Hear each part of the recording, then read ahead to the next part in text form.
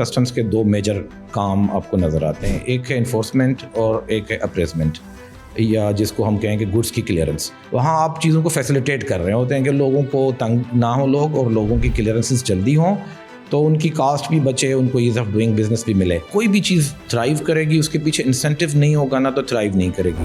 ये दो चीज़ें हैं मेनली, कंट्राबैंड्स हैं और दूसरा जो हायर रेट ऑफ ड्यूटीज़ है, जहाँ पे आपका इम्पैक्ट 100% होगा या आपने रोका हुआ है, तो लामहला हमने देखा है कि वो चीज़ जो है वो स्मगलिंग में चली जाती है। अमेरिका में जो भी अभी भी आपकी हो रही होती है स्मगल, वो मैक्सिकन बॉर्डर से हो रही होती है, इट्स नेचुरल। और आप अफगानिस्तान जब तक स्टेबल नहीं है तो आपके साथ वहाँ से ईजीली आ जाता है। तो जब इसके बन कंट्रोल्स डिसाइड हो रहे थे, एक्ट बन रहा था, तो इसको एज एन इकोसिस्टम लिया गया कि हम इसको पूरा एक एंड टू एंड जो आपकी लॉजिस्टिक साइकिल है या आपकी जो ट्रेड साइकिल है, उसको पूरा हम under one single organisation cover करेंगे, जिसमें एक national single window regulatory compliances की भी होगी।